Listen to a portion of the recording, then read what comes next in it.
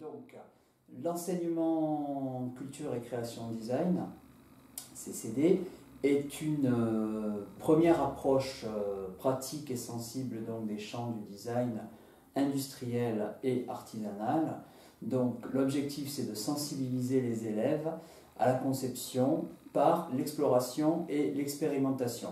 Donc, des méthodes issues des domaines du design et des métiers d'art, pour donner des repères et des outils afin de pouvoir poursuivre en première STD2A. Les objectifs, une sensibilisation à la discipline, donc les différents domaines, le cadre de vie, le produit, l'image et l'éco-conception. On se fixe pour objectif donc de permettre aux élèves d'acquérir une bonne base d'une culture en design, de découvrir les pratiques par l'expérimentation pour la conception et d'apprendre à communiquer aussi les intentions.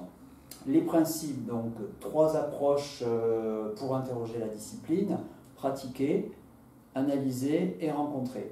Pratiquer par des recherches donc plastiques, graphiques, des manipulations en 2D et en 3D. L'analyse, c'est développer un regard critique aussi dans les champs du design et des arts appliqués. La rencontre à travers des productions et aussi à travers des visites de lieux ou des voyages et également des rencontres de professionnels. Comment? Par deux approches complémentaires et indissociables.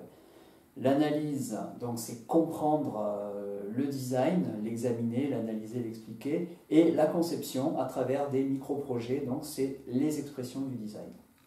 La première posture, on va dire, par l'observation et l'analyse de cas de produits, d'espace, de graphisme, de systèmes actuels ou passés, prendre connaissance, analyser à l'aide d'outils spécifiques et pouvoir effectivement mettre en évidence par l'observation les choix qui ont été faits par les concepteurs, choix techniques, esthétiques, économiques pour ces conceptions. La conception, c'est une première exploration des process de conception donc, qui sont liés à une demande précise, un cahier des charges, tout en exploitant les données qui auront été en amont observées dans la phase d'analyse.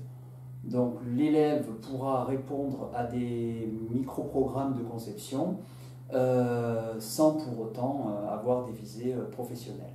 Le tout, donc le lien entre ces deux postures, c'est vraiment développer des capacités de synthèse, un esprit critique et, on va dire, un potentiel créatif. Au cours de l'année, donc, l'objectif toucher au moins à 3 de ces domaines, qu'il s'agisse du design, on va dire, du design d'espace, l'espace bâti, l'architecture intérieure, le décor et la scénographie, le design de produits industriels ou encore le design graphique et également, on va dire, les métiers d'art à travers l'habitat, le livre, les spectacles, la céramique ou encore le cinéma d'animation. Les outils, les moyens mis à disposition, donc les outils traditionnels et numériques, donc ils vont être mis en œuvre pour observer, analyser, expérimenter et aussi communiquer les données liées au projet grâce aux croquis, schémas, maquettes de principe, maquettes finalisées, des carnets d'enquête ou encore des données écrites. Après le bac STD2A, plusieurs possibilités s'offrent aux élèves. Les nouveaux diplômes nationaux métiers d'art et design, les DNMed, les BTS encore existants, les BTS dans les champs du design objet, espace ou encore design graphique, les diplômes supérieurs d'art appliqué, les DSA, ou encore les écoles supérieures d'art et de design, les écoles de création industrielle, les arts déco, les écoles d'architecture, du paysage et encore de scénographie. Voilà, on a fait le tour. Merci, à bientôt.